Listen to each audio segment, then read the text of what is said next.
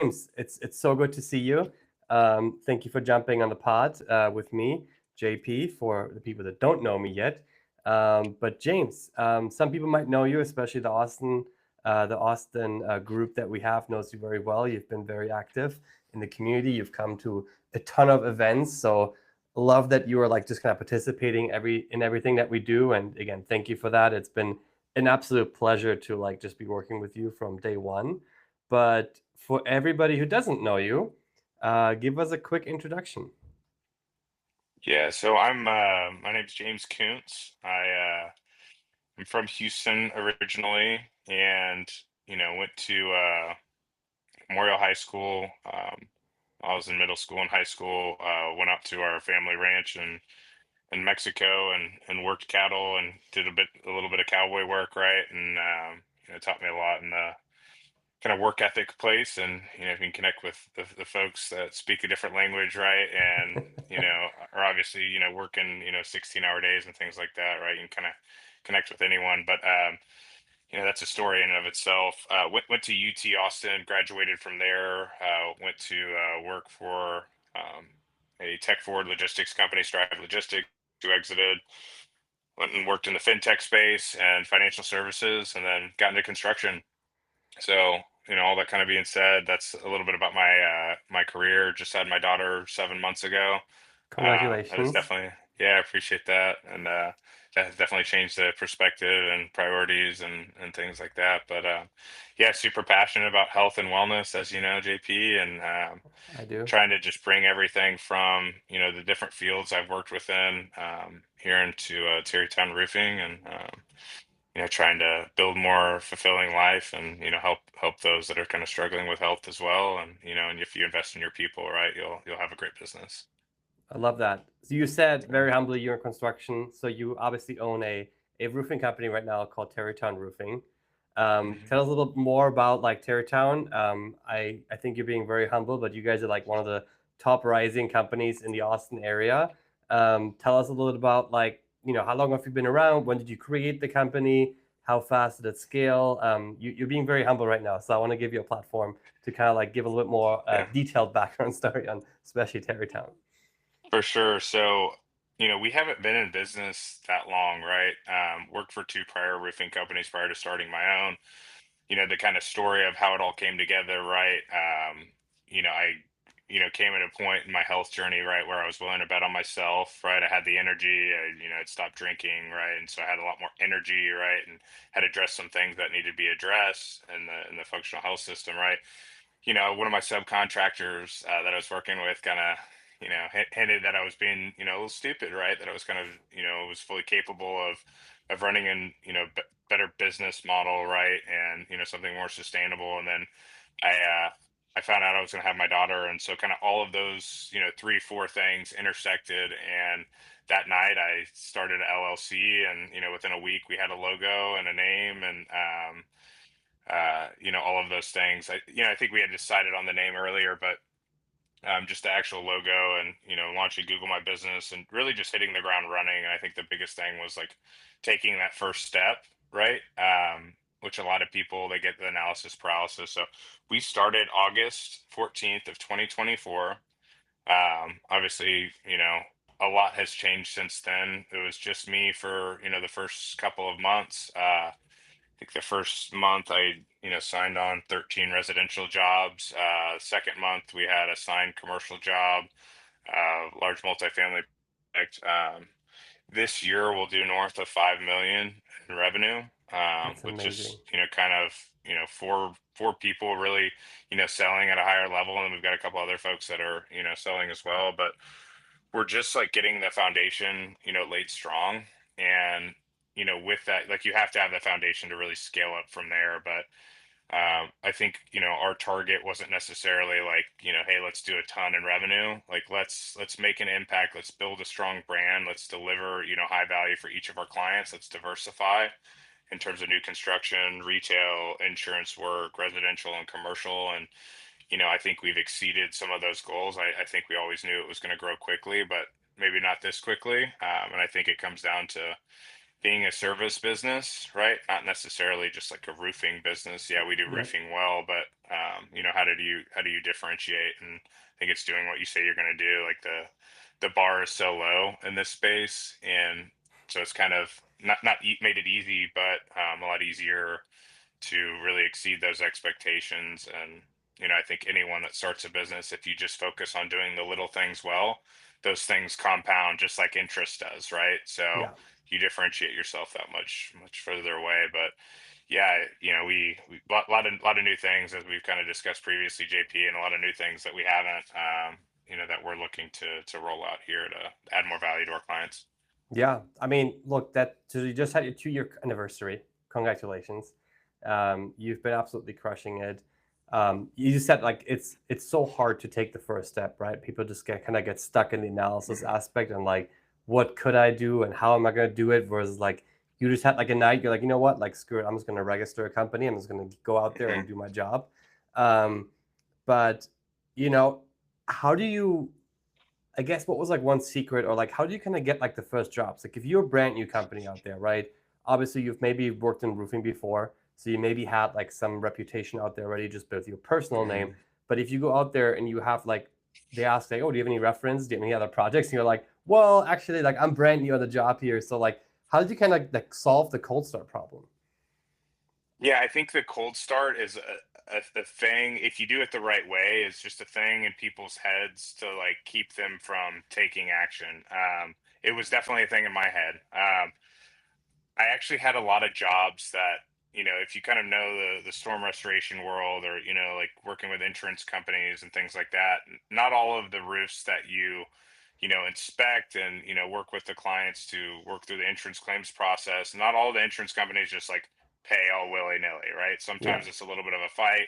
It's the policyholder's job to prove the damage, and we obviously would help with that. And so I got that process started with a lot of clients. And I always thought that those clients were loyal to the brand I was previously selling for.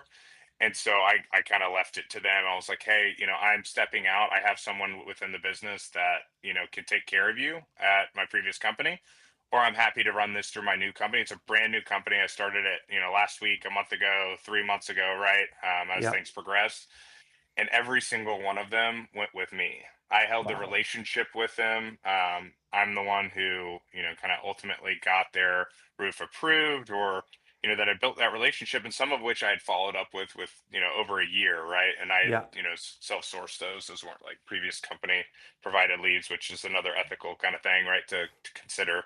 Um, but yeah, like, it was all in my head that I thought that, a new roofing company, like, why would you work with them? And I told them, hey, we, do things this certain way, and these are the things I'm doing differently, and blah, blah. And they were sold, they signed immediately.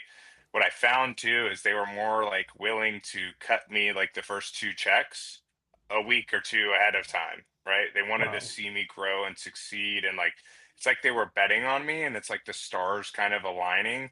And so it was a Mm-hmm. great feeling. I still keep in touch with a lot of my clients. I formed that kind of personal relationship.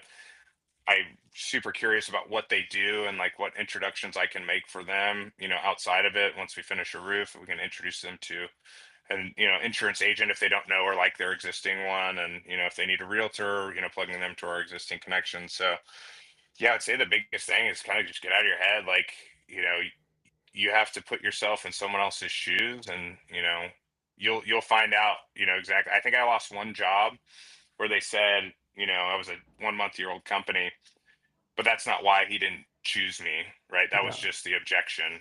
yeah. He chose me because I didn't want to, break the law and break my ethical, code and things like that for him. But what that Just did the for small me, stuff. yeah, just the small stuff, right? And so, um, you know, I took that though. I took what he told me as an objection. I knew my sales reps would get that, being a newer company. So I went and partnered with a company called Directory, with two eyes at the end, and so they essentially guarantee your work. So if I got hit by a bus or something like that, Directory would pay for another contractor to come in Yeah, and fulfill that work and honor the warranty. that's awesome. And then, Yeah, what was you mentioned a couple like health reasons. You obviously were expecting a sure. baby. What were kind of like the motivating factors, like the top three of like kind of going out there by yourself? Do you just see the opportunity? You're like, I can do it better. Kind of like different hmm work-life balance, being more in control, creating your own schedule. What was kind of like the top reasons that kind of like tipped you over to starting your own thing? Yeah, in no particular order, but definitely top three. I saw a company go from zero to $120 million in revenue with no real SOPs, no real proprietary IP, right? They just, hired and hired and hired and hired, Yeah. and they didn't necessarily care too much about the individual's performance, right? There was probably more education than most roofing companies out there, but not a ton, right, on the actual production side. And so, yeah, there was a better way, right, where we could train, safety and real sales tactics, right? What I learned in the software space, like really just build a better, stronger brand. Actually, spend money on marketing so that every effort that everyone else has there, because marketing works. There's no Yeah. debate about it. To help them, you know, build, a positive brand in the space and help them kind of through that, but then also like not requiring salespeople to build roofs, right? Like, Mm, I'm better on the business development side and the relationship and quality assurance, right? Not necessarily the best project manager, right? And so we built cogs in a wheel. And so that's what I saw. I saw the vision for something better. But yeah. also, like with my daughter coming, when I was just a project manager and a top sales rep at that previous company, like I was working a lot, right? And there was no real long-term plan where I wasn't going to, make the same income, right, or a little bit more without putting in more hours. And so I had to start something, create something, bring the right people in, bring those cogs in so that I could buy back my time. There's a book that, Dan Martell wrote, right? And it's, about buying back your time and delegation and all of those things. And so if the organization doesn't support you in that, like you have to create your own or you have to go to a new one. Well, I was tired of working for other people that didn't listen and didn't care and implement some of the ideas. Like I'd rather take a page from Steve Jobs' book and hire good people and listen to them than Yeah. some of the other CEOs and founders out there. But yeah, it was to spend more time with my daughter and create more time freedom and build legacy. Right? I think it was time to build something. I was tired of consuming and ready to create. I fully understand that. I think a lot of people are in the same spot. I think those are like Hmm. common themes. I think oftentimes, they you just want the freedom, right? You kind of like in a spot where like I can make this for the rest of my life, or I can try to build something that actually like exponentially gets Hmm. me forward, right? Hmm. Because like you're just gonna be in the same boat. You're gonna make your commission. You're gonna grind out there. You're gonna go out there, jump on roofs, and do all that stuff basically. But you're never gonna duplicate yourself. There's no really way to Yeah. exponentially like make more, right? Um, Hmm. so I totally understand that, and I think having family is like such a huge like impactful thing because you kind of like reevaluate a little bit of like, okay, like how am I gonna manage all of this, and how can I make it better? How can I create that legacy, and how can I create like a great foundation for my family? Um, and those are all amazing reasons. And you mentioned, the competition out there was kind of like, the bar was pretty much like, it is what it is. Like they got out there, they hire people, they grow.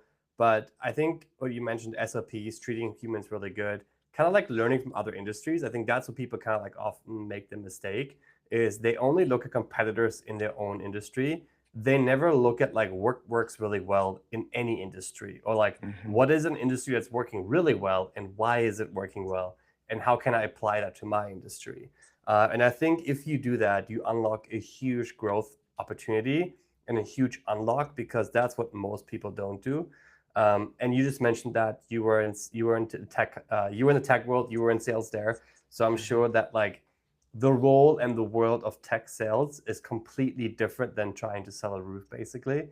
But at the Yeah. end of the day, there are certain things that work really well in tech sales that work just as well in like selling a Hmm. roof, basically.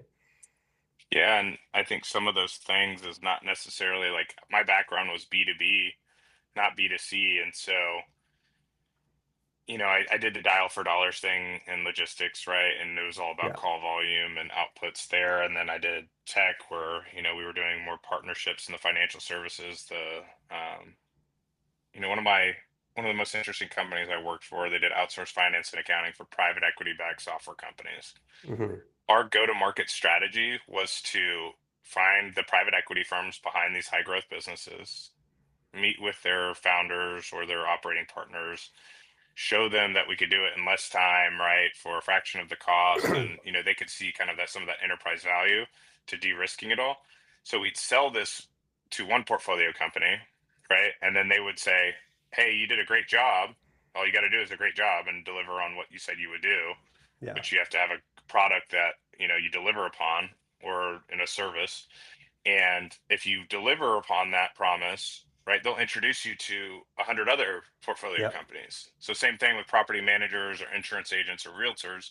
All you have to do is do what you say you're going to do. And we like to slightly exceed those expectations, under promise, over deliver. But then it's like that seed approach, that partner approach. You're not starting from zero every year. You're not Yeah. having to start from scratch. And like, that's the biggest thing, is like, why focus on the activities that just pay you for today? Like, focus on the activities that are medium and long term plays. You're not having to put that same amount of effort in every single day, every single year. Like, it compounds and builds upon itself. And that's what we're trying to have a maniacal focus, on those partnerships and the right ones, right? Which takes And time. and you mentioned that, like, you don't just do the job, like you kind of go outside, kind of see how I can give back, Hmm. how I can help them to grow, right? And as you said, Hmm. like if you help the realtor grow, if you give them a connection, if you give them another business, guess what? They're going to come back to you and give you more business. So the more Hmm. your partners grow around you, the more you're going to grow because they're going to come back. And so you're just going to have automatically more business. You have basically other people Hmm. generate more revenue, which means more revenue for you basically. And I think that's what's funny is it's actually the same in the tech scene. If you have a tech product, Hmm. you try to really get, like, in the beginning, oftentimes you try to get like small customers because they're going to grow, right? They're going to use maybe like Hmm. $100, $200 today, but like as they grow 40, 50%, so are their requirements at your thing that you're selling 40, 50%. So like the more that they're growing, the more is that you are growing, and that's like the beautiful part of it. And that's like sometimes what people don't see long term. They just see what they can get now and today. Well, 100%. And I think that goes into like, who's your ideal customer profile? Yeah. And then like, some of it's feeling, right? And like, Tarrytown Roofing, like, we don't just work with people in Tarrytown, right? Like, we just did an Yeah. apartment complex in Colorado. We do a lot of work in like Temple, Belton, Copperas Cove, like all the way down to Hayes County. And but the original idea of like Tarrytown Roofing was like, okay, hey, our ideal customer profile, right? They're an executive, they own a business. Once it's the land and expands, once we execute on their, $1 or $5 million home, right? Whether it's a metal roof or tile roof or shingle roof, right? Maybe they own a business too. So every customer is like a potential longer term opportunity. It's like, let's do the small thing really well, right? The residential repair, the residential replacement. Watch what we do with a commercial project, right? Yeah. Like, watch what we do with this huge TPO roof, or apartment complex, or I used to invest in and still do in real estate. Like, I kind of know that side of it on the buy and sell side, and how to add value, and capex expenditure and things like that.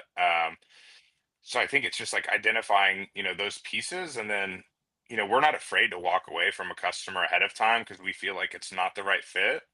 um, and not all people are willing to do that, especially at the inception of their business.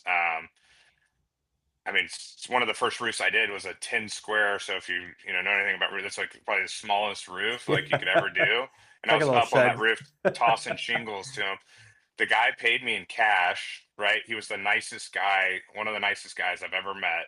And like, I told him I'd finish that roof by 3 p.m. We finished it at 3 p.m., like exactly on the dot. That's But we awesome. wouldn't have if I wasn't up on the roof. But that's the type of client. Like, it's not that they had to have a $5 million house. Like, this is Yeah. probably like $100,000 house, but like, the person was the right person that we wanted to work with, that was going Yeah. to refer us, and things like that. And so, It's so important to like yeah. make those trade-off decisions, like, because like at the end of the day, if you already have a bad feeling about a client from day one, you just know it's going to be a hassle for a very long Trust your time. gut. And Hmm. so if you can't make that person happy, that person will now walk around and basically drag your name in the mud, even though it might not be your fault and it's just a bad relationship. But instead, if you just pick up a way smaller job, and that person is like the perfect customer, and now goes around and tells all your friends or all his friends basically, that is 10 times more valuable than the bigger job where you're just going to drag it out and have a bad relationship with.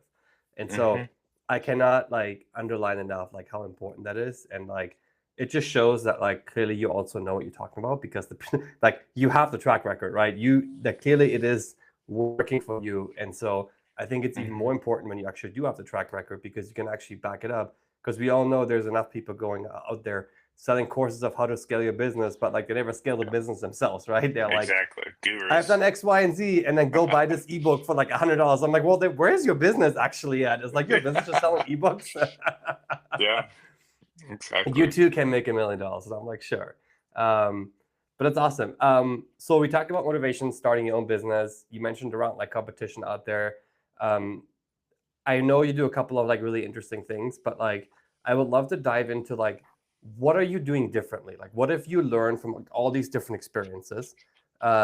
What have you learned that like, you know what, even though I might have like thought differently, like this just works, like it might just be simple as it is, and I might not agree with it, but like, it just works because it works.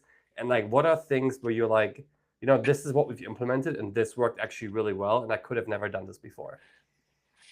Yeah, I mean, there's no like silver, like one silver bullet, right? But Yeah. there are a collective, things that are happening, right, that are leading to, I think, some of our success, right? And I think it's not focusing on the short term; it's focusing on the long, medium, and long term. Not starting from zero every year. The right partnerships, like I mentioned, like doing all the little things well, and that compounding over time. So some of those examples might be, asking every client if they know or like their insurance agent. And if they don't, Hmm. right, well, we can refer them to one of ours. Well, we're listening to our partners. We're helping enough people get what they want so we can ultimately then get what we want.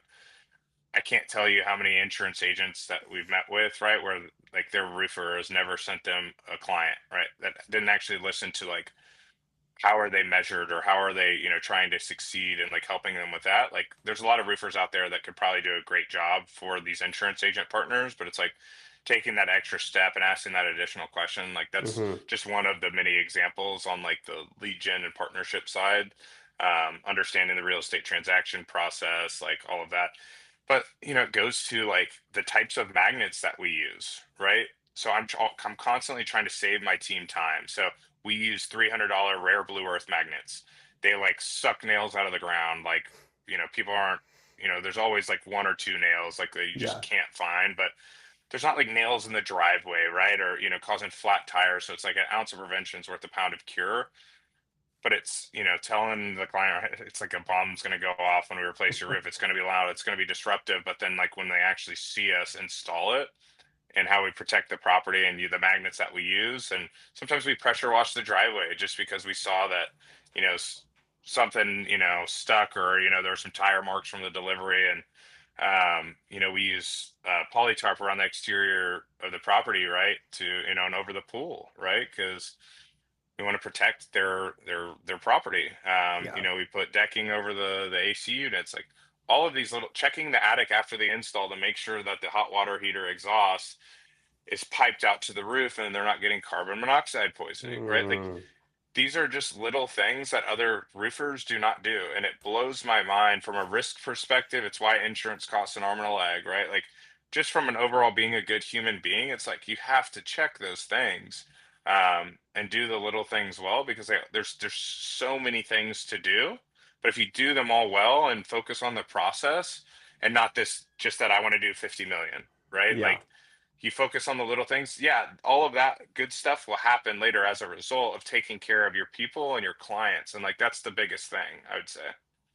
That's amazing. And then how many times would you say like the arguments like, oh, it takes too much time, or it's like, I haven't thought about this, versus like it actually like it may take you like another like hour at the job site to do all these things. It might cost you like a little bit more to like go the extra mile. But like how many headaches do you save in return? Just without even like the other side of like Hmm. standing out and getting a referral. But like I'm assuming you're also just saving a ton of headaches basically, because you don't have to come back because you messed something up. You don't have to deal with the customer calling in and like kind of complaining, hey, where's my driveway at? I just had a flat tire, I'm gonna pay for this, and kind of like Yeah. dealing with all that like, you know, aftermath basically.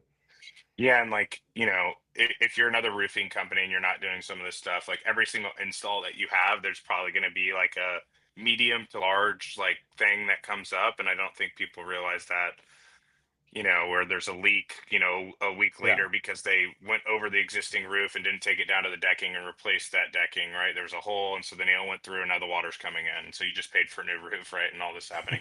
Or they didn't protect the AC unit, and it's, that now the homeowner's having to pay 20 grand for a new HVAC unit because the contractor's not paying for it, right? Because they're like, oh, that's not my fault. It was broken before.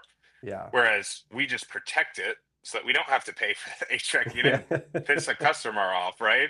It's like Yep.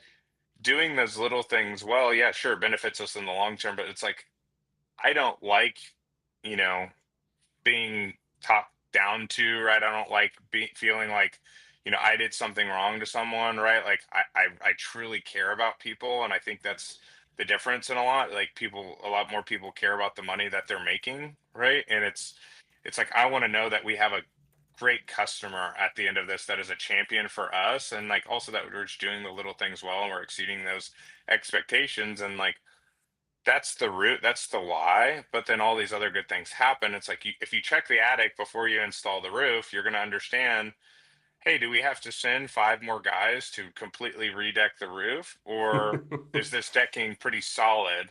Yeah. Are we good to proceed?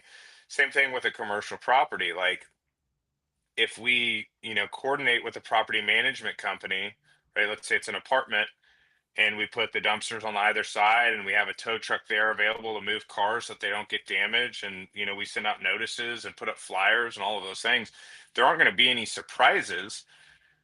There might be some trash, right, that we missed or something like that. Yeah. We're all human, but at this, like, all of the big risks have been mitigated against, and I think that's huge. It's just like that level of like communication that needs to Yeah. happen, and just having pride in your work. I mean, it's huge, but it saves us a ton of headaches. Where it might be 1 in 5, right, where we have like a little small deal, and then occasionally we'll have a big deal where something popped up, and we did our best, but Yeah. obviously, hey, we're going to pressure wash your driveway. We did our best to protect but Yeah. we've got tons of material coming off your roof. We're going to take care of it for you. Yeah. There's always something. It's impossible, like with There's these always construction something. And it's projects. It's like construction for sure. anybody who has done construction in their house, like they know there's at Hmm. least going to be like something in the wall. Like it's almost impossible to do like a whole movement or like a whole move in and out of the Yeah. house without at least hitting once the door frame. Like we've all been there. Yeah. Like we've all moved. Yeah. Yeah. But it's all about how Exactly. you handle it and how you address it Hmm. versus like trying to like put something in front of it and like hope like nobody will move the thing, or do you just like heads on address it and like hey, I Well, messed up, like what can we do about this? it's expectation setting too. Now, if Yeah. I tell every client that there's not going to be a single nail or a single piece of trash that comes off the roof and everything's going to make its way into the dumpster, Yeah. it's a steep roof, right? Yeah. Typically, it's people are tied off, right? Like they're worried about their safety, right? And Yep. other things, right? But it's like if you tell them it's going to be like a bomb went off, and then you like it's pretty damn clean, like work site and all of those. Yeah. Like, but if you tell them it's going to be perfect and clean and the nail's not going to hit the ground and all of that just to get the sale, and then it's something else entirely, like that just Yeah. pisses people off. It would piss me Yes. off, right? It's like just under promise, over deliver always. 100%. Couldn't agree more. Um, Yeah. Tell me, like, on the people aspect, seems like you have like a really good process. You know what you're doing. You have, you want it a certain way. How do you kind of instill that in these people? Like, how do you kind of like when they come over, maybe work for a different roofing company? How do you Mhm. kind of like enforce that process? How do you make sure like they follow that and they take like the same pride, especially as you scale, right? As you get bigger, have more people under you, more projects at the same time. How do you kind of scale that and how do you kind of enforce that? Yeah, I mean, I think one of the examples, right, is like the type of material that we install. And, I don't like to sell on like the brand of shingle that we install, even though like we've got some really good products and really good buying power with some of those class 4 shingles and stuff. But here's like one of the basic things, right? It's like a standard at Tarrytown Roofing. If like you have a 3-tab roof, right, we're going to install a class 3 architectural shingle, which has benefits to certain insurance carriers, can lower the premium, things like that. But on the hip and ridge, right, where the slopes meet, a lot of other big companies, they install a 3-tab shingle and they cut it. Well, it's not meant for the hip and ridge. Hmm. Most of the times, it's not even a class 3 shingle, so you're not getting a class 3 roof. Hmm. We install hip and ridge, a specific shingle design for the hips and ridges where the slopes meet, um, and we install that every time. we make sure it's to code every time. Not a lot of, other roofing companies do that. We don't eat deductibles, right? Because why would we break the law and then also make less money, right? Like it's shoot them in the foot. There's a lot of things that we do differently. I think it's just like flipping the model on its head. So one thing that most roofing contractors do, and we still do, right? And we're in the process of changing this process, is typically tell if it's an insurance claim, homeowner or commercial property owner, they file a claim, right? If you verify Hmm. damage, insurance company comes out, the insurance company builds an estimate, the adjuster Hmm. does, even though they don't understand code for that particular area and how to actually properly build the roof. You're trusting someone who owes you money, right? How much they owe you, right? And do you Yeah. see how that can be a little backwards? Well, historically, they built really strong estimates and there's plenty of funds to do the work. Now insurance companies have tightened up depending on your insurance carrier, so we're going to start doing the legwork up front. We've already begun testing this where we spend a little extra time on the front end, kind of common theme, right, to document all of the damage, garage doors, Mm. gutters, fence, whatever it is, window screens, all of those things, leveraging the local code information, building a package, building an estimate on Exactimate, which is the common language that these estimates are built on with insurance carriers, and photo documentation, meteorologist reports, literally a meteorologist looking at this property and saying, hey, Wow. there was storm damage. We submit that when the claim is filed on an online portal. Now the reserve is set around our number, not their number down here, right? So it's a better experience for the client. It's a little bit more work up front, but we're essentially pre-vetting our clients. It's like, if you want three bids, that's the old way of doing things. Like, go get Yeah. three bids. That's not going to do you it's not going to be any benefit to you. Like, you pay your deductible, right, in most insurance policies, and you get your new roof and other things, right, if you're working with the right contractor and Yeah. they're documenting all that damage. So we do the work up front. We're pre-vetting the clients, and it's like, either you want our product that we're doing, we explain it in a logical way. It's the way Yeah. that it should be done. Everyone else, just because it's common doesn't mean it's normal, right? Yeah. And that's the biggest thing, is having a contrarian view to things. I love that. And then we talked, like you and I talked a lot about like, technology, AI coming into the space. Hmm. A lot of like new things happening. Personally speaking, I could be a little biased, but I would say that like normally like contractors are like not the most technology forward people, right? It's often like pretty old school still. Um, Hmm. but you and I had really great discussions about like how you're deploying it. So would love to like dive in a little bit to like how if you embrace technology like on like just what you're used to in that industry and like how you kind of like different from like just the foundation. And then like more importantly or like more interesting maybe like how have you embraced AI? Like how have you thought about AI? And like instead of like, being feared of it, like how do you actually embrace it to help you and to kind of like help that business grow at the same pace basically?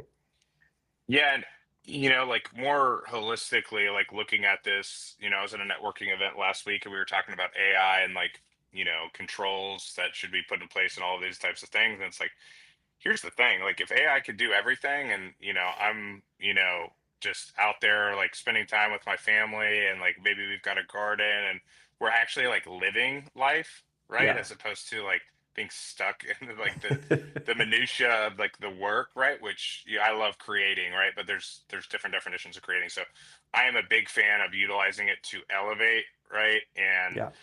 if I can get an AI, robot to mop the floors and vacuum, right? Like, by all means, like, I don't necessarily like enjoy folding my clothes. That'd be perfect, right? Um, but in terms of how we're leveraging it for the business, we have an inbound AI caller, right? So if you call our office line, we're moving from one to another, and just kind of simplifying things a little bit.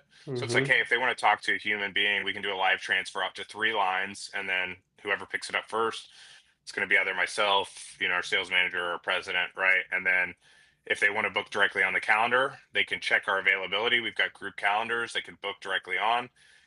But if they want to have the conversation, they can still have that human interaction. But Yeah. if they're just looking for basic information about us when we're open, areas we service, like AI can handle that. And like Yeah. the AI agent's gonna have like a southern draw, right? Right now there's like a little Australian accent. So it's super cool what it can do. those are only one of the implementations that we've made. We also leverage, Notion, which is a tool for like organizational stuff. A lot of tech companies, and they've got some AI built in. There's another app called Motion, so it integrates into my calendar. And so when I get an email and they're asking when are you available, it auto drafts a response with my Yeah, availability to check both of my personal and work calendar. That saves me 3, 5 minutes every single email I respond to, yeah. which is a lot of time. And just scheduling alone, we've got AI recorders on our, Zoom meetings and things like that. I've got Claude, which goes on the back of my phone. I can flip this button up, hold the button, and it'll record a phone call. I can flip the button down, press the button, and it'll record a group meeting. So Wow. training, and then we can now put that into SOP for the business. We've got Chat GPT, that can help me draft a stronger post on social media, or give me ideas, or just not replace me by any means, but help me be a little bit more organized and fill some of the gaps, right? So Yeah, those are just some of the many tools that we use on a day-to-day basis. But there's AI estimating that you can leverage, and all sorts of cool stuff that you still have to put the pieces together. But I mean, it's really elevated our game. And from a business development perspective, there's a lot of other stuff that we're looking into, from SMS, and not being invasive, but reaching out to the people that actually need what we're offering, as opposed to yeah. the 96% of people that don't necessarily need what we're offering at that given point in That time. that's amazing. I like the AI call center is like it's like fascinating to me because like I think that like 90 to 80% of calls can probably vet it with like some basic FAQs basically. Or it's And spam. now you can it's spam, Yeah. yeah, like even worse, like Yeah. spam, especially like yeah, spam. But you get to pick up the phone 24/7. Like it's like you want to call at 8 p.m. Cool, sure, call at 8 p.m. Like you're Cool. busy. You work the night shift, like I don't care. Like go call at like 3 a.m. Like go call whenever. Like Yeah. we'll answer your question.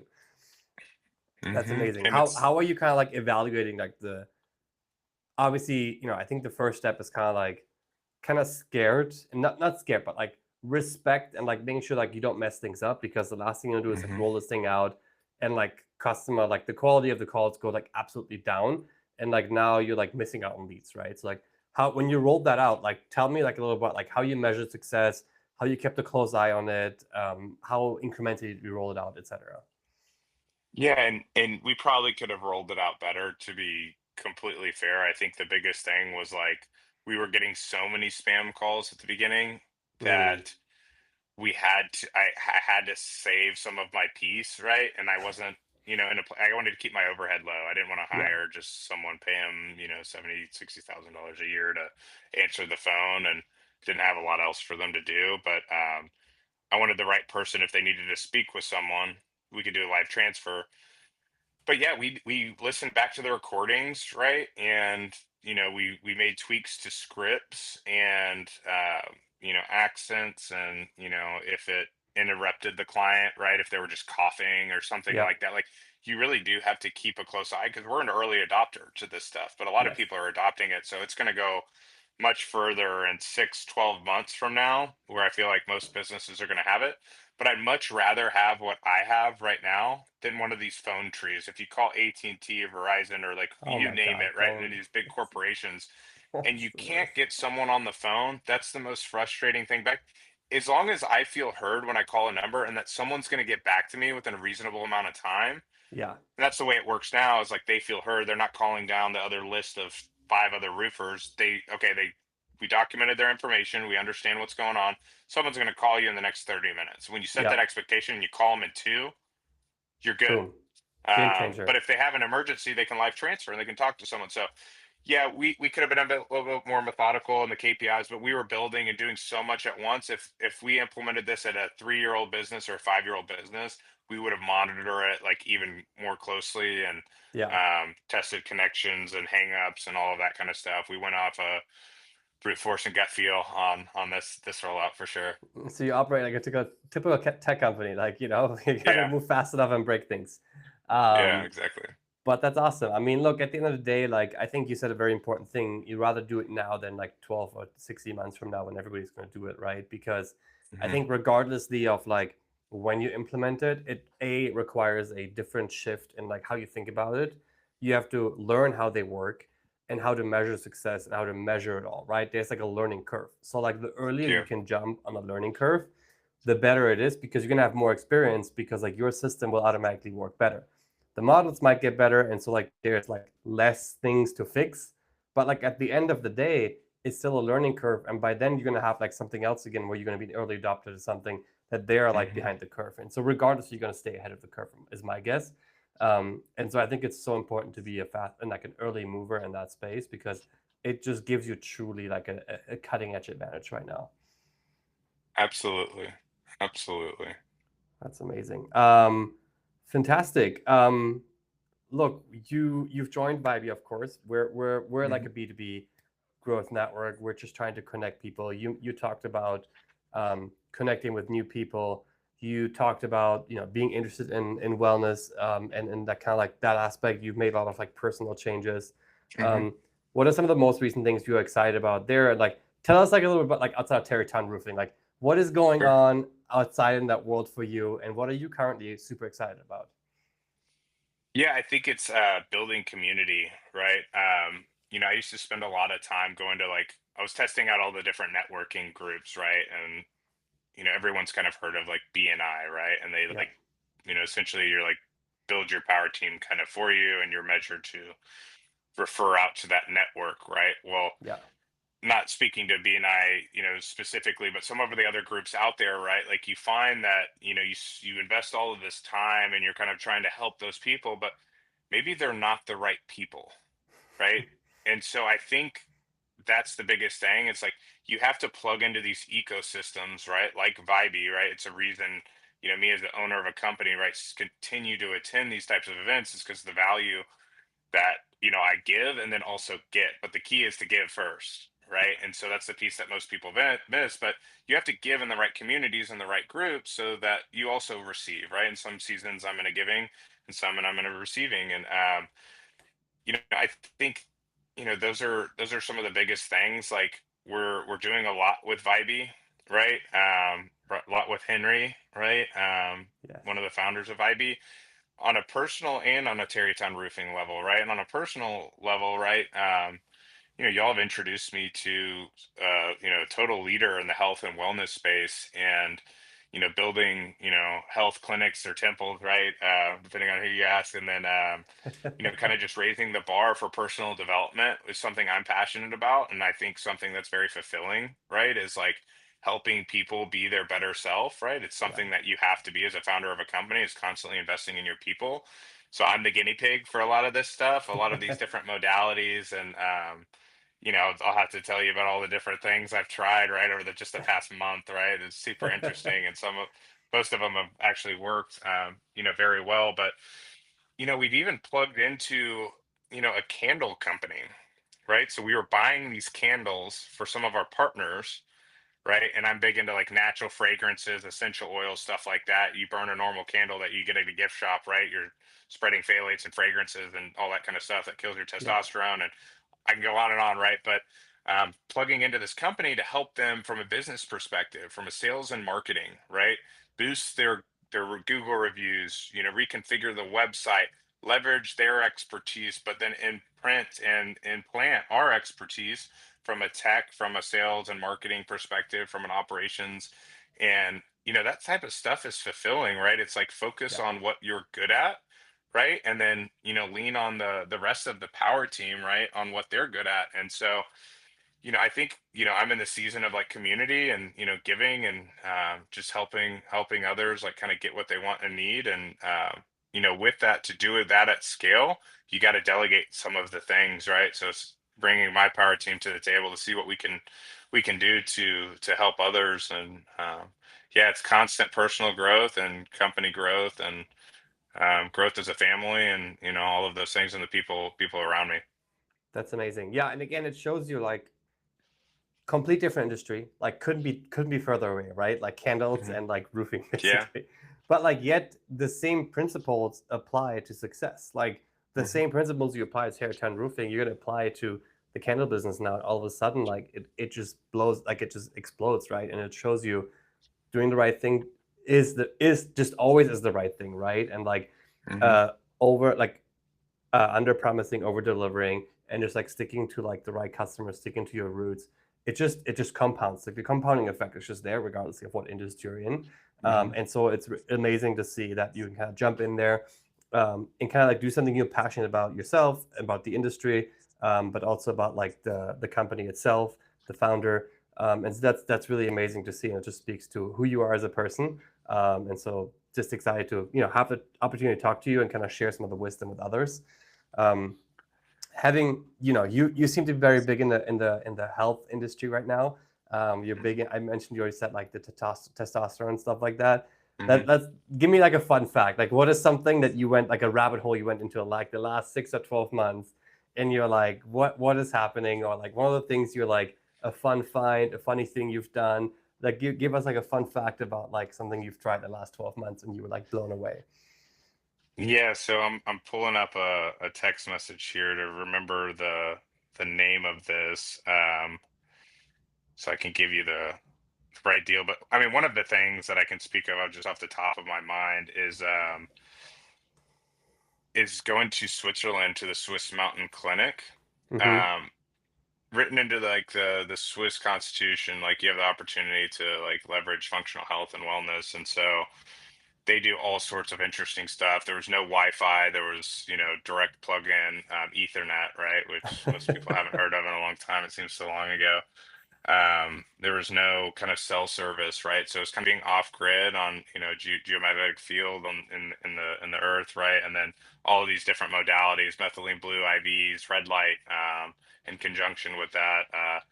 A lot of super cool stuff. PEMF, Matt's, some of those different modalities, I think was key. And there was another thing that I did last week.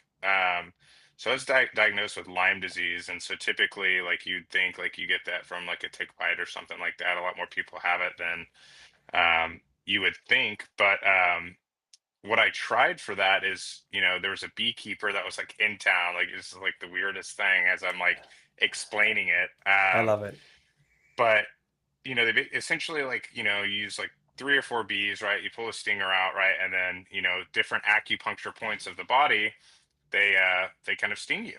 And it's appy something, APY, something, but they do it in the acupuncture spots. They do like a belly massage and all of this interesting stuff. But what the venom does is it slows down like the bacteria, the virus, right? Like whatever that you have going on, so that your immune system can kind of catch up with it and attack it, right? Wow. And like get it out of your body. So it seems like this super interesting things, but like bees are this like mystical, kind of creature, if you will, if you look into like, how they've been created and stuff. And uh yeah, it was just a super interesting therapy that I never thought in a million years I would do, is like let someone sting me with bees. And Yeah, you're like the uh first person I've heard that like wants to get stung by yeah, bees, basically.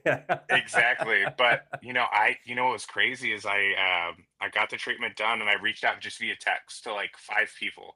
All Yeah. 5 of those people went and saw them the next day, and they all had like positive results. So it was like Wow. they could feel the energy through the text. I had recommended other things that they didn't try, but every single one of them could kind of feel it through a text Yeah. message.